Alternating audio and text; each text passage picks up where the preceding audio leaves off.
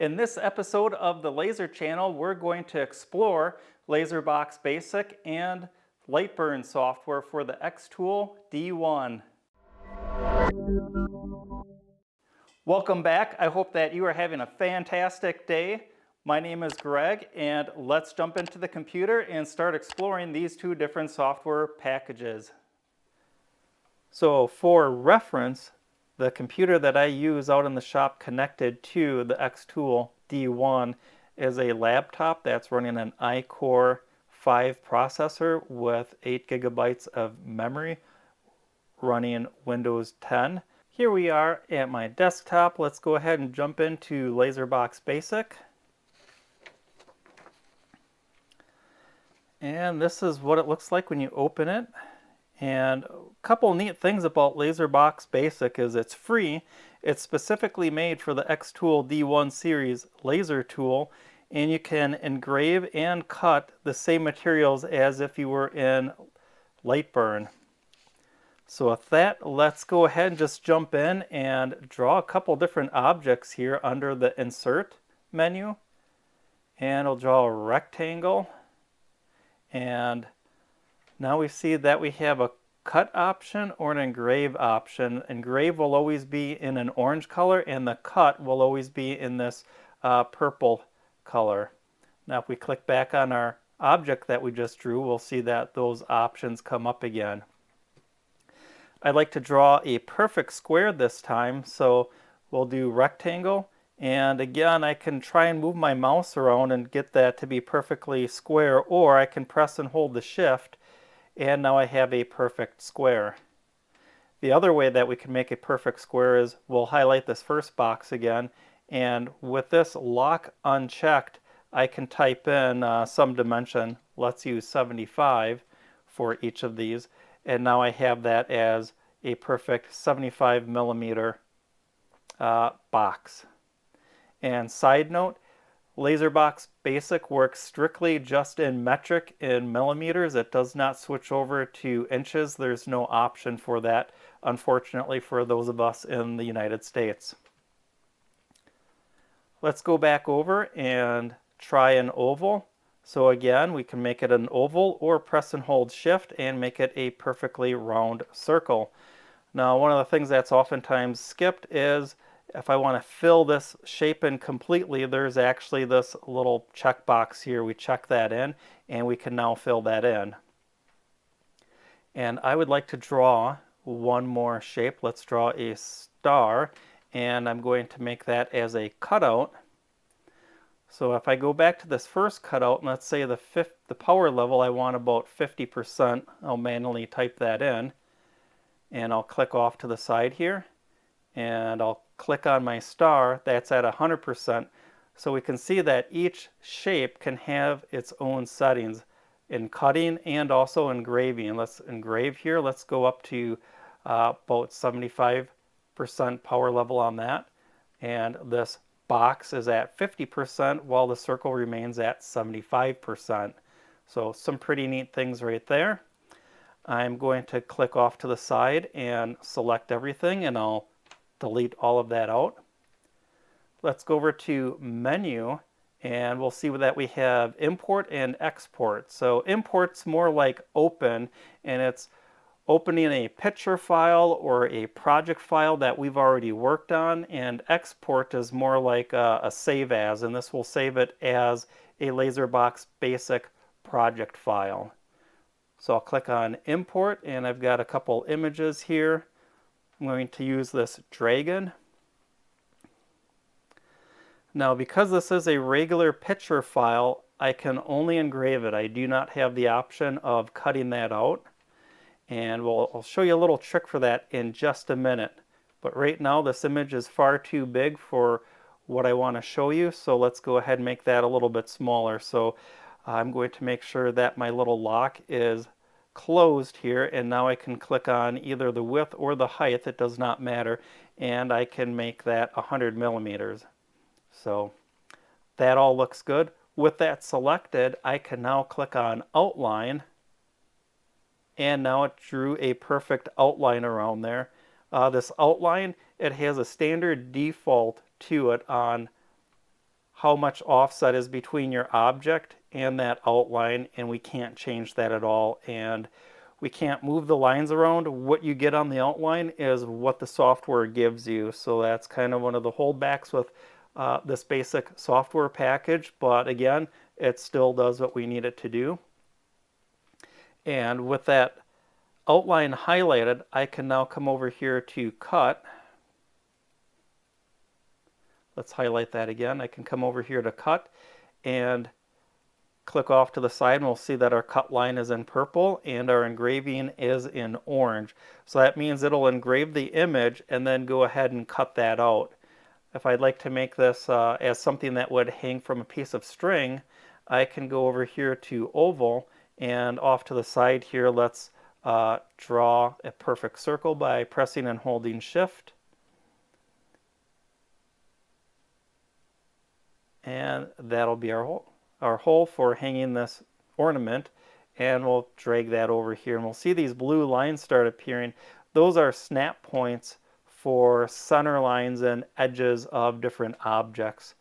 So because I drew an object that is currently as an engrave, it doesn't really show up in there, but it's still highlighted. But I'm going to go and click on cut, and now we see that that shows up as a cutout. And that cutout can have a different power level, of course, than the outline. Now, if we'd like to change the engraving of the actual dragon in orange, I can't really click on just the dragon itself. So we see, oh, I think I have it. And when we move that off, we see that we only have the outline.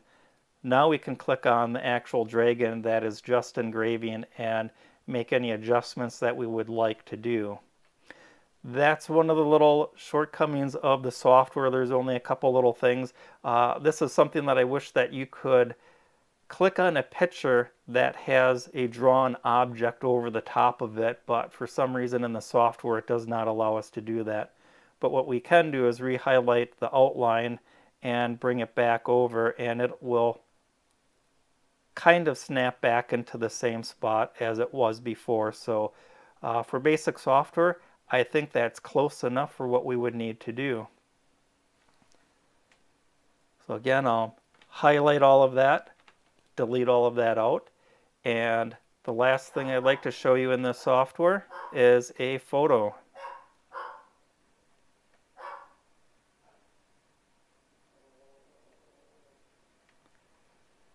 And we have our photo loaded in. This is our cat Leo. Again, this is a little bit larger. Let's make that a bit smaller. That's too small. Let's go twice as big. There we go.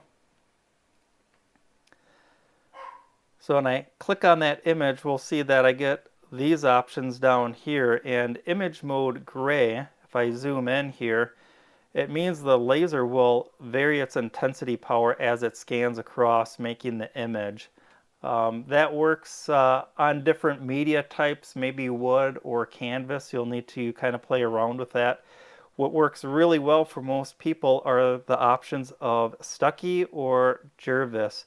And if you're old enough to remember the old comic books in the Sunday newspaper, they couldn't really print different intensities of color. So instead what they did is they printed the color as dots. And if they wanted the color to appear darker, they made the dots closer together. And if they wanted the color lighter, they spread the dots out. So that's kind of what these two modes on sharpness. I recommend putting that at 100%. Lines per centimeter, that typically, I don't think you'd want to have it at anything under 200. The more lines per centimeter, the higher the resolution you'll have, but it also takes much, much longer. So if you're at a setting of 100 and you put it at 200, it quite literally will take twice as long. Now there's one other engraving mode that we have up here, bidirectional or unidirectional, which is another way of saying one direction. And bidirectional, if my mouse cursor is the laser module head, it will go ahead and engrave moving across the image, it will index down to the next line and engrave the opposite direction. And it will do this whether it's right to left or left to right, and it will go through until the entire image is complete. In one direction, as you can already guess, is it will only engrave in this one direction. It will then move back without engraving, index down, and then engrave again.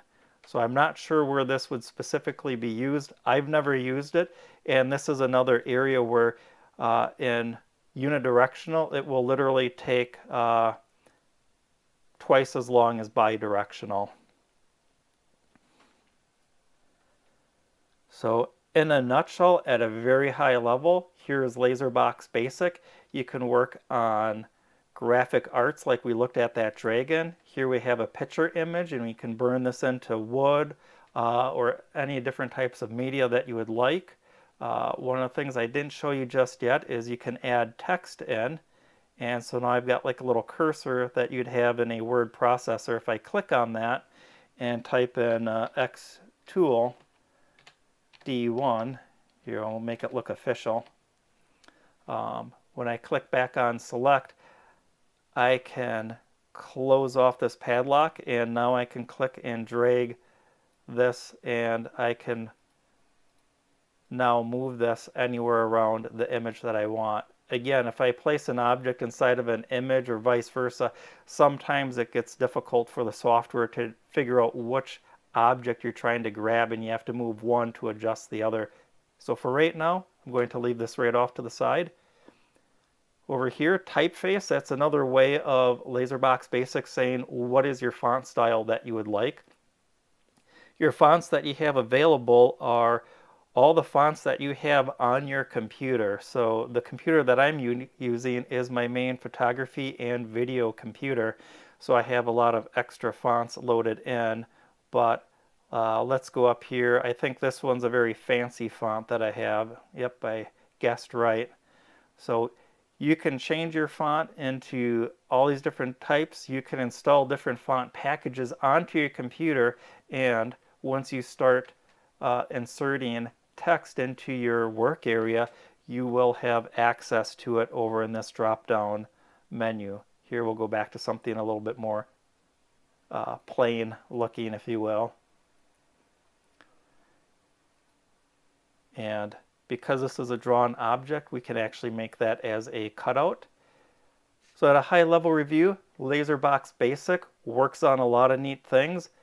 Fully compatible with your xTool D1 laser system.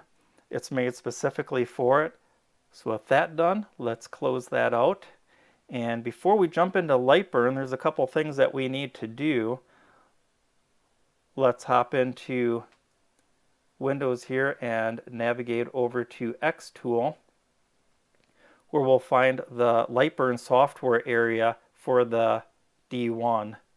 They provide us a handy link for you to go to Lightburn software to download the free trial or demo. It is a 30-day demo that has all of the features unlocked, so that's really neat. Normally when you have a demo software package, they give you about 80% of it, so you get to try it out, but not quite all of it. Not the case here, so that's really nice of Lightburn to do that. So we hop back over here to that first website of the support area for xTool, and this is going to be the most important area to click on here, is the Lightburn for xTool D1.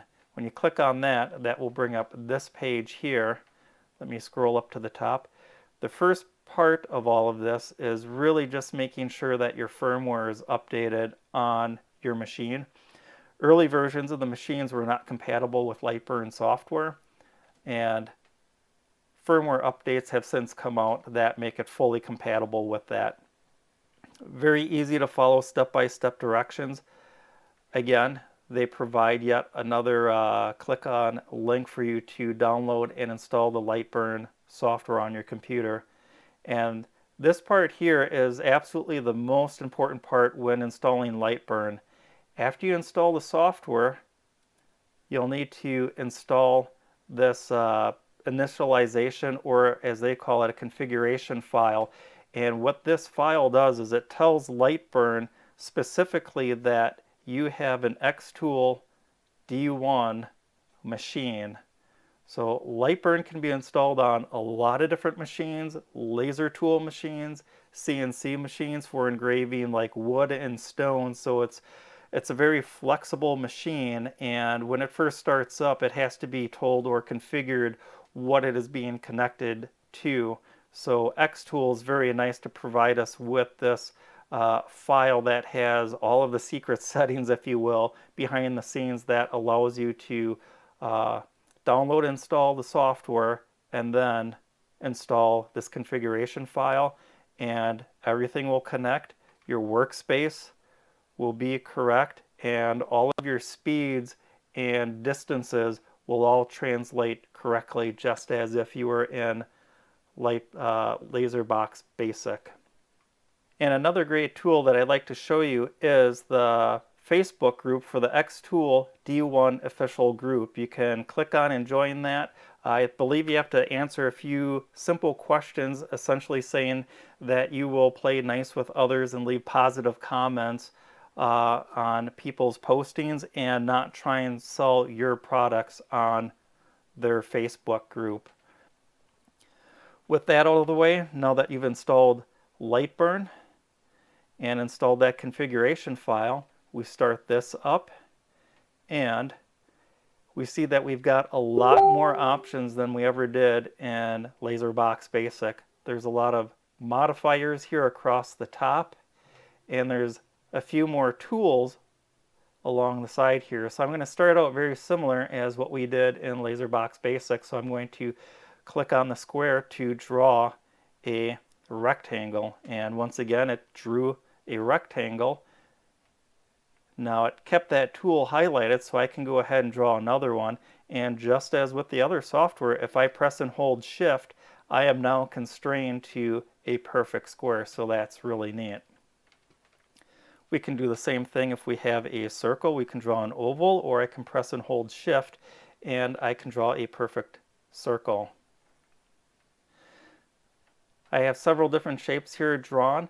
Now when I want to work on individual shapes, remember I'm still selected on circle, so if I try selecting something, I won't be able to do that. I'll just simply start drawing another circle. So we'll come up here to our pointer, and now we can select on different objects, and we see when I move up to the edge of something, it will change the cursor. I can scroll in a little bit and we'll see my mouse cursor will change. If I click on that object, it will highlight it. Another easy way to do that, because you can see it's a little bit finicky, is I can just click and drag a box around the object that I'd like to select. We have that selected. Now when we come up here to our object dimensions, we'll see that we actually have inches rather than millimeters. That's because Lightburn offers us the option to switch between millimeters and inches, and that's found down in the settings area, or we can click on here and go into that. Here we have inches selected. Let me cancel out of that.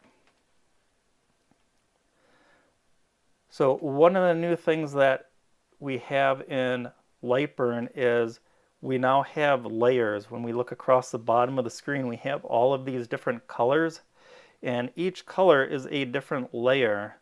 So what I like to do is on this 00 black is I like to have that as a line, or a cut line if we were in the other software package. If I double click on that, that opens up another menu system, and here's my speed in millimeters per second. I kept this as millimeters because it's a carryover from when I used Box Basic. It's just what I had documented in my notes, and I didn't want to convert that over and have to start all my project settings from 0 again. So we can change that. We can change it to 100. Our power level, we can change that to anything between 0 and 100%. We see that we have different options here for different things. We'll get into that in a future video.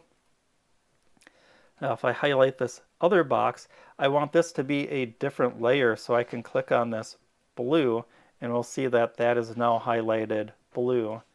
And I can take this drop down menu and change to fill. Now fill means that it's going to engrave that.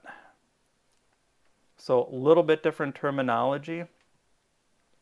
Again, we can click on the text button and we can start typing that xTool D1 again. If I try highlighting that, I will just start another text line. So let's click on that arrow key, and now I can take this and move this around. And let's make this a different layer. So layer number 2, that's now highlighted in red.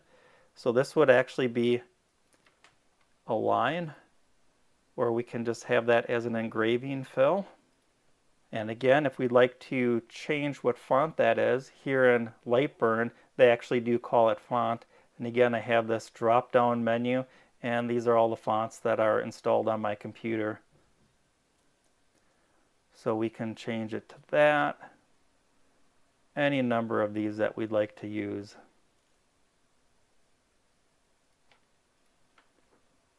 So I'm going to go ahead and highlight all of that, erase that out. And let's go import again, and we'll find Leo the cat again. And this is a huge picture, so I'm going to go up here and make sure my padlock is locked. And let's make that about 4 inches. There. Now, one of the neat features with Lightburn is with my image selected, I can go under Tools and Adjust Image, and I can get this preview image of that. Let me make the screen a little bit bigger. So my image mode is stucky, so again it's going to start making dots. If I zoom in a little bit, we'll see where it was on the left hand side shaded. It's now turning that into dots, and we can very clearly see where it has dots closely spaced together. It makes it darker and more spread apart like that. So it's a very good visual of that. And again, I'm just clicking and dragging on here, and I can scroll wheel in and out of the image. And we can adjust things like the contrast and the overall brightness. Gamma is another way of saying bright. How bright are the brights? And we can adjust the size of those dots here, or the number of them in the area. So if anything, that's singly one of the neatest things that you can do with Lightburn is if you're working with a lot of pictures, you can go ahead and kind of pre-edit those images right in the software itself, whereas in Box Basic, you have to use a different software package if you need to make some adjustments. I know Box Basic, you could adjust the overall brightest of the brights, and the dark areas you can adjust that, and that's really about it. But in Lightburn, you can adjust your dot density, your grayscales, all of that really neat stuff. So high-level brief overview of the two software packages. Which one works best for you? It really depends on your experience level with software and what projects you're looking for out of your xTool D1 laser system. Thanks for watching this episode of the Laser Channel. Hopefully you gained some knowledge on Box Basic and Lightburn to help you decide which software package works best for your applications and which one would be a good option to grow into. Thank you for watching. Until next time, be safe, be happy, and be creative.